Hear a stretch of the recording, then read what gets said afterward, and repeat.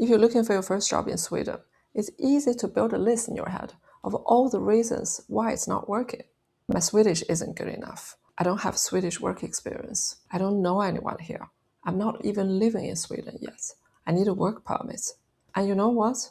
Some of these things may genuinely make your job search harder. I'm not going to tell you they're all just in your head. But there is a more useful question.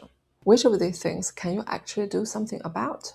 I'm not a recruiter. I'm sharing this from my own experience of rebuilding my career here, my conversations with other internationals, and some official Swedish job search guidance. I'll leave the official sources in the description if you'd like to read them yourself.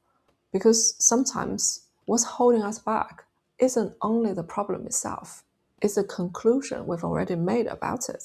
Let's take Swedish. It's easy to think my Swedish isn't good enough. I'd ask two questions. First, how good is my Swedish really? Sometimes our confidence is lower than our actual ability. I've actually made another video about speaking confidence in Swedish, because confidence and actual ability aren't always the same thing. Here it is if you want to watch it. And second, how much Swedish does this particular job actually require? If the advert clearly says fluent or professional Swedish is required, and you are a complete beginner, okay, that's useful information. But if Swedish isn't even mentioned, don't reject yourself because you've decided your Swedish probably isn't good enough. Work in Sweden says language requirements are normally stated in the job advert. And if Swedish isn't mentioned, the role usually doesn't require it. And your Swedish can keep improving, especially the Swedish you need in your profession. So separate what the job requires, what your current level actually is, and what your insecurity is telling you. Don't turn a possible disadvantage into a conclusion before you've checked whether it's true. And then ask, can I actually control this? There are so many things in a job search that you can't control. Who else applies, whether somebody replies, and ultimately, who gets the job. I learned this myself once. I didn't get a job after an interview, even though I thought I did very well. So I started wondering, was my experience not good enough? Did I say something wrong? So in the end, I contacted the hiring manager. He basically told me I'd done nothing wrong. They'd been very happy with me. I was their second choice. Another candidate simply fitted that particular role slightly better. That taught me something important. Sometimes you can do everything right and still not get the job. I'm not saying that to discourage you. I just want to remind you that some things are outside your control, but you can control which jobs you target, how well you prepare, whether you ask for feedback, whether you improve your Swedish, whether you reach out, and what you change next time. That's where your energy is better spent. Now, this came up in a conversation I had recently. Someone was hesitant to reach out professionally because she'd heard that Swedes can be quite private and reserved. I understand the thought, but being private socially doesn't necessarily mean don't contact me professionally. I checked this afterwards, and EURES, the European Employment Services Network, says you're expected to be very proactive when you are job seeking in Sweden. Other official job search guidance also encourages contacting employers, recruiters, and the contact people listed in job adverts. So if there is a contact person and you have a genuine question, use that opportunity. Not just, hi, did you get my CV? Ask something useful.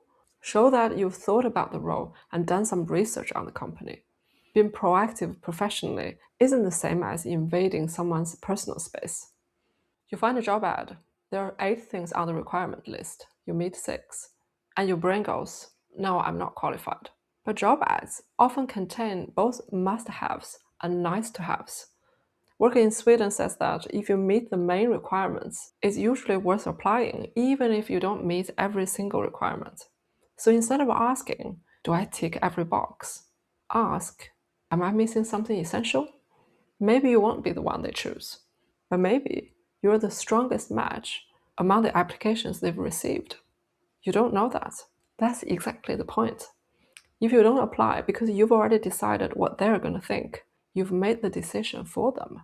Let them decide. This is one of the hardest shifts when you're looking for your first opportunity in a new country. I remember feeling this myself, both in the UK and later in Sweden. Please somebody just give me a chance. After enough rejection, it's easy to feel like you're asking someone to do you a favor. But a company doesn't employ you as a favor. They have a need. You have skills and experience. The question is whether those two things match. So instead of only asking, why would they choose me? Try asking, what can I contribute? What problem can I help them solve? What experience could be useful to this team? You're not saying, please give me a job. You're saying, here is what I can bring. Could there be a match? And I think that changes how you approach the whole conversation. If your job search isn't working, don't immediately turn that into a verdict on yourself. Treat it as information. Where am I getting stuck? What's within my control? What can I try differently? Getting your first opportunity in Sweden can be hard, but don't let the things that make it harder stop you before somebody else has even said no. Focus your energy on what you can control and keep creating opportunities for people to discover what you can offer.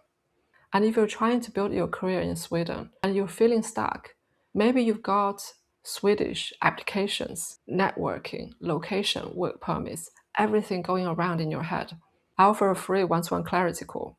I'm not going to promise you a job, but we can look at where you are, what's actually holding you back, and what your next realistic step could be.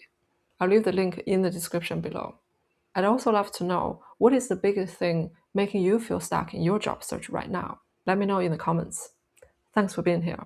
I'll see you in the next one.